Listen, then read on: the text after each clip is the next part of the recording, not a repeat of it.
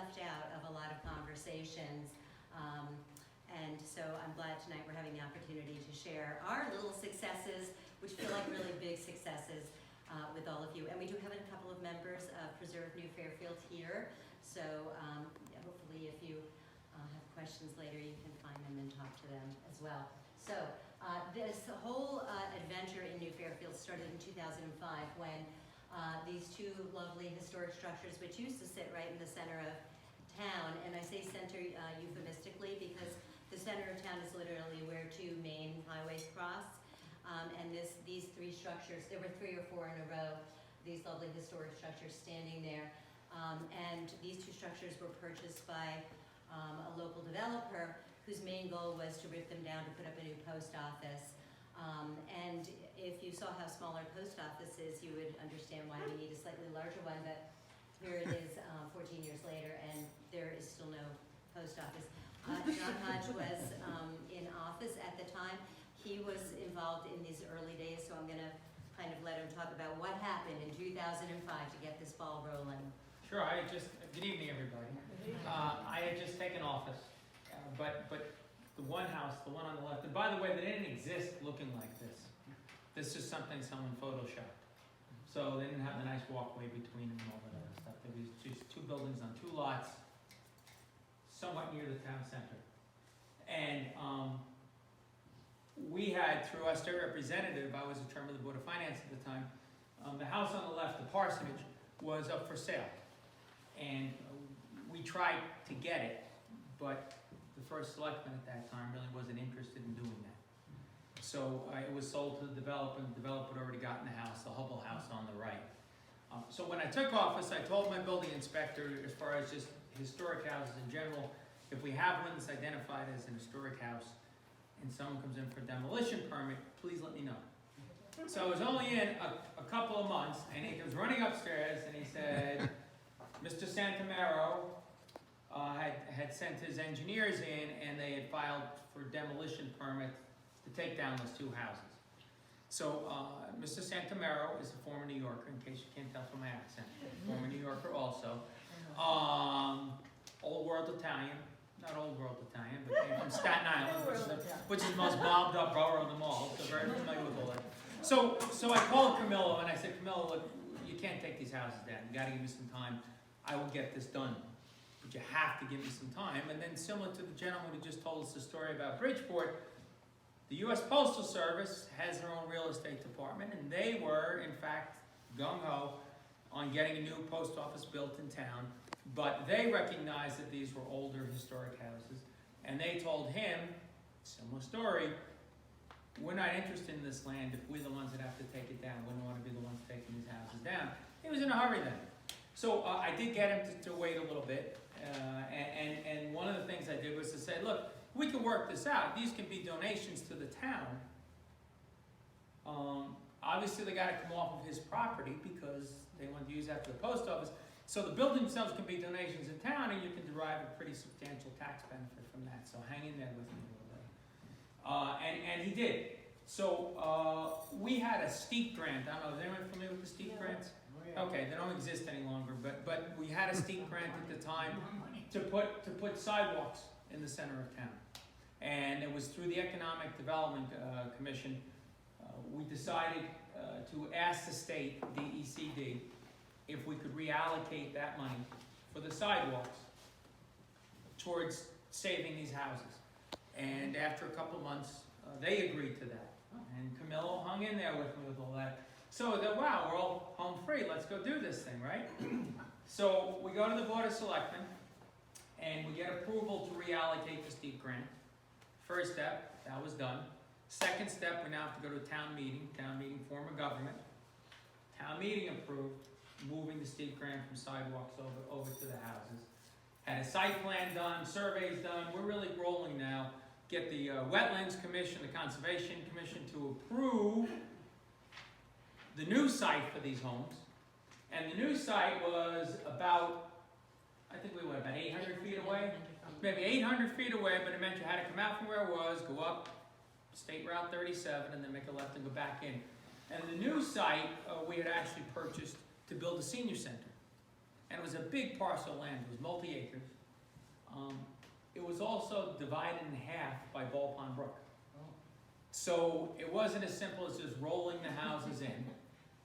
So we had to go to Wetland Commission, because we had to build a bridge. A temporary bridge, but we had to build a bridge over Ball Pond Brook, which is what we did. Bailey bridges were invented for World War II to invade Europe, and that's what we did. We put up a Bailey bridge. And so we thought we were good, and we got wetlands to agree to all that, and zoning regulations. And you forgot a critical first step in there, going up to the State Historic Preservation Office. And the town of New Fairfield got the very first state from when it was the Connecticut Commission on Culture and Tourism. We're all glad we don't have to spit that mouthful out anymore. The SHPO gave New Fairfield the very first state's Endangered Structures grant. That grant has disappeared right now as well, because funding is not there, but it was a $50,000 grant, and the money was used to relocate the two houses. But obviously it wasn't enough money, and as John was saying, there was a lot of hurdles to go over. So Multiple, and you've heard, 2 of the grants that were used for this are gone now. They're not available to towns any longer. So we installed the bridge, we built a roadway to get it in there. We did have to go to zoning, because none of our zoning regulations would have allowed to put 2 houses on the back section of this property. Luckily, the chairman of the zoning commission was very friendly. To this whole idea. So and you can explain exactly what do we do to allow this to happen there. So we knew that we weren't going to get a whole new district to fly in our town, because that would require a lot of legwork and a lot of time, a lot of effort. So we consulted with our town attorney, who was a land use attorney, and she wrote us a regulation within our existing regulations to allow museums to be placed on parcels that are used by the municipality, and have a reduced setback. I mean, you're not supposed to do spot zoning, and technically this could have applied to other places in town, but it would not have. So we managed to get it through the zoning commission, the change to our regulations that then allowed for these buildings to get put up, to museums to get put up on a property that was owned by the municipality. So there was a little arm twisting involved in that. But of course, we had money, but not enough ever. So the following year, in 2006, we formed an organization. The Historical Society didn't want to have anything to do with this, because they felt that it was not fair to take people's rights away from them. Even though this was not having to do with taking anybody's rights, they in general said we don't want to have any involvement. So we formed a whole new commission, a whole group rather, not a commission, a whole 501(c)(3) Preserve New Fairfield was born. And we are dedicated to the preservation of historic structures in New Fairfield. Several of the people in this photograph are Emirati of the group. Several of them are still on board, on the board. So we've been in action since 2006. And our main goal has been to raise the funds and restore the structures and keep the project moving forward. We got lots of money from many people in the community, many organizations in the community. I listed some of them out here. We even got a donation from the New Fairfield Historical Society. We were grateful for that, because it was small but meaningful in a big way. But not everyone in our town was on board. Yes, there was actually a large amount of political opposition to this, even in a small town like New Fairfield. Politics, some of it had to do with me. Some of it had to do with fiscal conservatives who thought this was a total waste of money. So what they did was they absolutely tried to torture us. They kept going to Hartford, trying to stop the grants.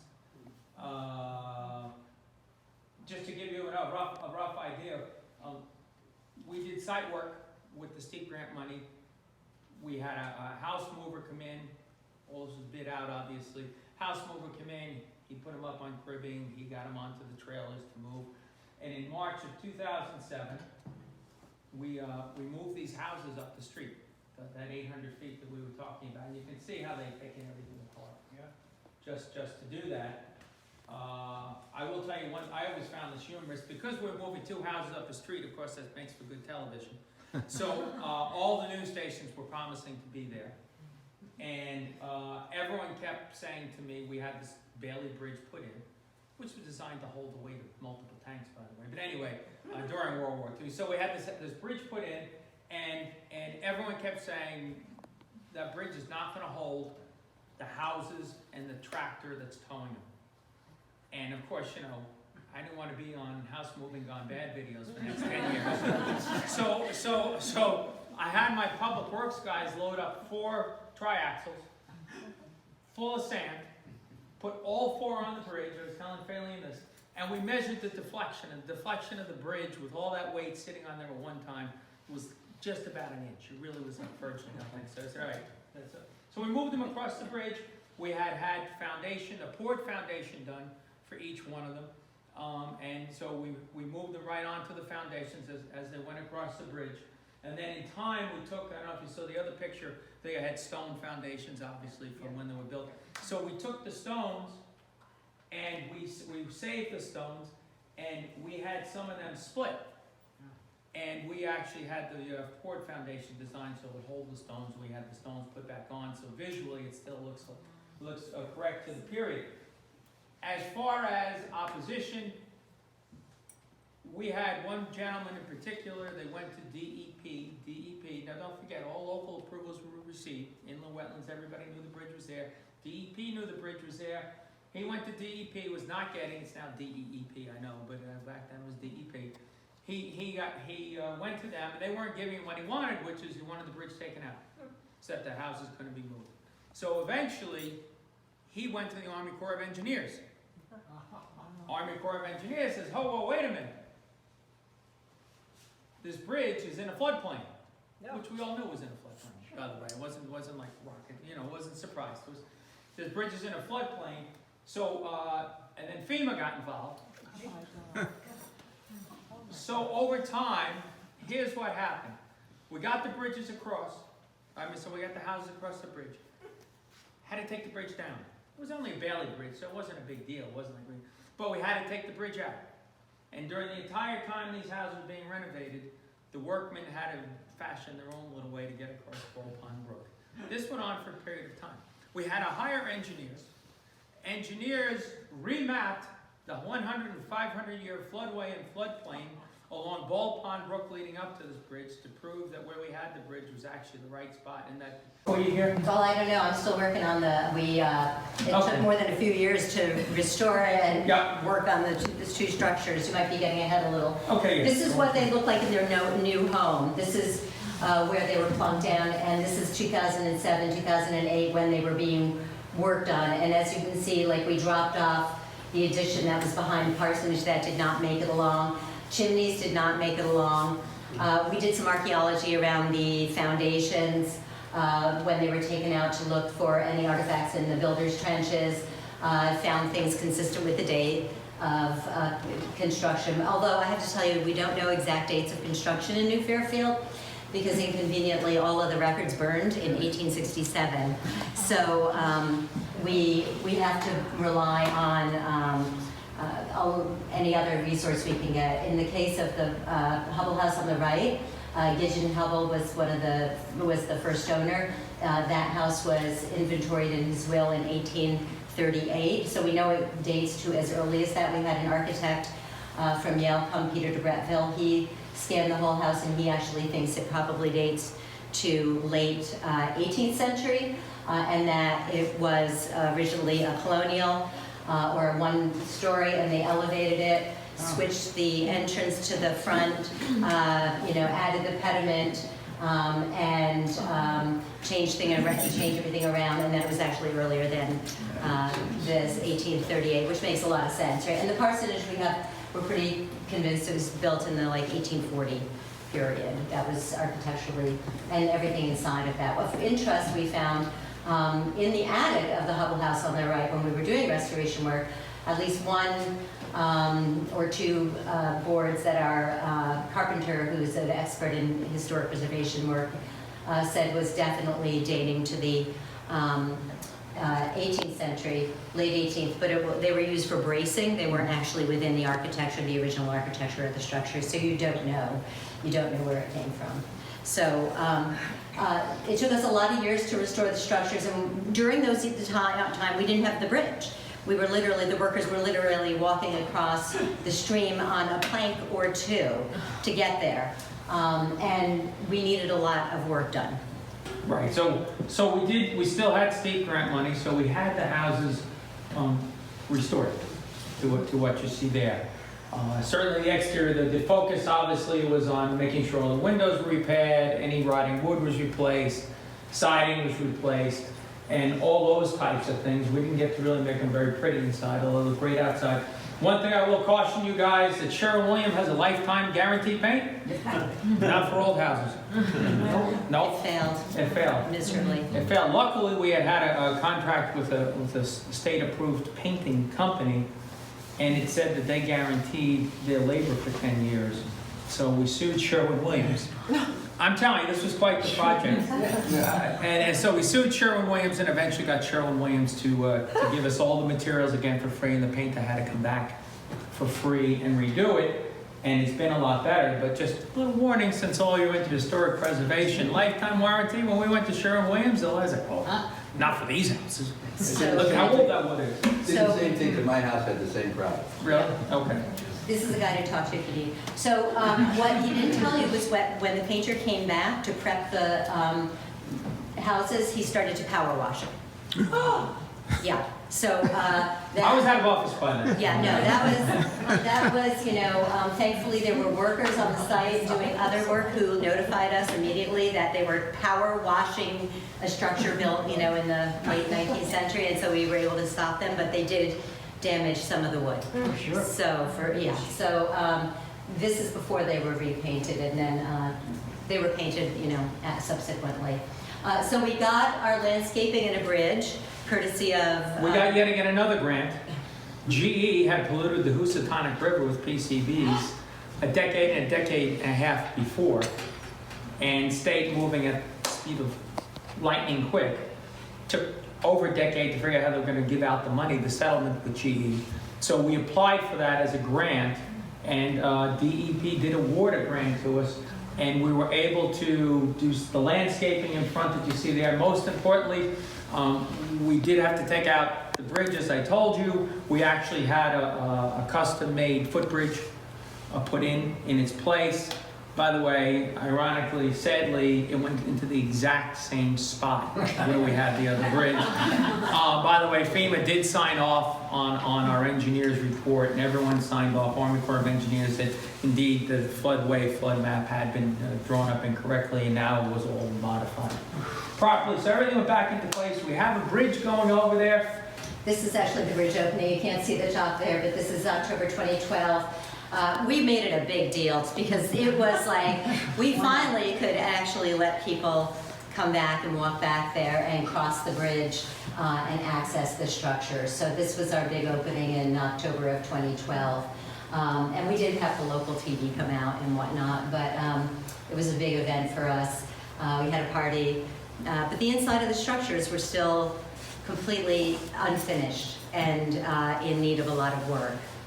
So the interior work on the first floor of the Hubbell house was the one on the right, was completed in 2014, and you can see this is where it's landed. The senior center is in behind the photographer. You're looking across this beautiful little mill pond and it looks like it's been on the landscape forever now, which is a wonderful thing. That has been opened as a museum. Right next to it to the left is the Parsonage. Which this is no longer photoshopped. We actually have that nice walkway. Correct. We've had the Boy Scouts have been building us lovely benches to sit on, and that first level was completed in 2017. And the very first event we had in the Parsonage was I think it was the 200th anniversary? 275th anniversary of the Congregational Church, because it was their parsonage. So we had an event for them. And actually, of interest, one of the parishioners came in and toured the Hubbell house, and he told us he was the person who reconfigured the stairs in the house on the right, the Hubbell house, that we the architect had looked at and said, these clearly have been reconfigured. They were originally, going straight up to like a loft, and they were reconfigured in order to access the second level, and he was the one who actually did it. And he said he did it. He thinks it was like in the 1930s or 40s, and yes, he was that old. Is the Hubbell name related to the Hubbell? Yes, they're all related. Yeah, well, the Hubbell don't really Nobody! Right, we're actually, Preserve New Fairfield is a member of the Hubbell House, or the Hubbell Family Foundation. Yeah. And we get their newsletter, and they have their descendants have come and visited the house. So that was really exciting for us. They really wanted to come in and see it, and to get somebody who was related to the original occupant was pretty astounding for us. So in 2016, moving ahead, we celebrated our 10-year anniversary as an organization, Preserve New Fairfield. We have every year a strawberry festival. We were doing house and garden tours. We're still waiting to do the farm to table gala. It will happen. It's been TBD since 2016. The one thing we don't have in the structures, we don't have plumbing. That was taken out when the houses were moved. And so we've just been given a very generous private grant from a foundation, and we're in the process of speccing out the septic. We've just got it all through inland wetland. We're going to put in a septic and water, and we're going to have a bathroom. We do hold events all the time. Up on the right, this is we were holding our anniversary party. On the bottom, you see we do annual strawberry festivals. These are all the ways we raise money. We're a small town. We don't have deep pockets, so anything that anybody gives us is greatly appreciated. The Savings Bank of Danbury, the woman on the right, Jo Popke, is our local branch manager of the Savings Bank of Danbury. She's also on our board. And she makes sure that every year we get grant funds towards restoration or whatever we need. So what you're hearing is a lot of community support, a lot of community involvement. The woman on the, over on the left, Diane, her mother was the former town historian, Linda Decker. And she's actually the woman holding a book in the upper right-hand corner that we have actually sponsored the publication of 2 history books. And the research for it. We've had house and garden tours, and we've done cemetery tours that bring in the entire community to come out and help us raise funds. The one thing that we really need a bathroom for is because we are now officially on the 3rd grade curriculum's local history tour. We are it. They don't go to any other location. So we get in about 140 3rd graders over the course of 2 days. And we have no bathroom, and they're fine, but we have to be there for an 8-hour period, and we're not so good. So, but we really love these kids, and we love it when they come back 6 months later and they go, oh, I learned about Candlewood Lake, and I learned about what it was like in one of those old room schoolhouses, and this is really our goal, right? To educate the next generation about what life was like before they were glued to their, their screens. So we do this very lovingly. It's exhausting for all of us, but it's like the highlight of our year. So having a bathroom on the site is going to be a great thing. So that's one of the things. So what did our success depend on? Well, you know what? This wouldn't have happened if in 1996 we hadn't stopped and formed a Historic Properties Commission, which allowed our town to become a certified local government, which allowed all those funds to actually come to us. It was my love of history. I ran into a couple of other people who were felt the same way, that they were just crazy about old structures. We formed the Historic Properties Commission. We got one structure on a historic register. That was all we needed to get that become a CLG. As a result, we've gotten 2 $30,000 grants to do townwide surveys to identify these historic structures that we would like to save. We go on, we have PNF fundraisers for projects. We've received a 1772 foundation grant and matching funds and matching material from local developers to put the new roofs on. We got a PAN grant, Advisor Network. Advisor Network, thank you. That was fabulous. We developed a strategic plan with the help of them. We keep getting this ongoing Savings Bank of Danbury Foundation grants, the Monshaw Foundation grants, and we do annual membership drives. We've published 2 books. We've created 1 video on the making of Candlewood Lake, and Sue here is involved in a production of a video on Ball Pond, which is one of the neighborhoods and one of the original ponds in the town. But what has been the defining factor for our success is the support of the selectmen and the support of the politicians in town. It has not been easy because we did become a political football. Everybody would point to that as the John Hodge project. We would say thank you, John Hodge, but other people who were not as enamored with historic structures made it into a political football and said, it's just a waste of time, energy, resources. Why did you bother doing this? You're never open anyway, but when we are open, they don't come. So this needed to be planned out better. Yeah. We had a demolition permit issued, so we didn't have a lot of time to go through all the strict planning process. You need political goodwill in town, and you need to talk to the person who said to me 5 times, "Isn't this like George Washington's teeth? Why do we have to preserve them?" He keeps coming to meetings and saying that, and I'm looking forward to his teeth falling out. The houses are a testament to a lot of people putting in a lot of effort and a lot of work. We're literally elbow grease, goodwill, borrowing, begging, going to the state, for various grants, asking people to suck it up and deal with politicians that they didn't think that they were going to want to work with. That was me, who had to do that, and John. But we are now besties.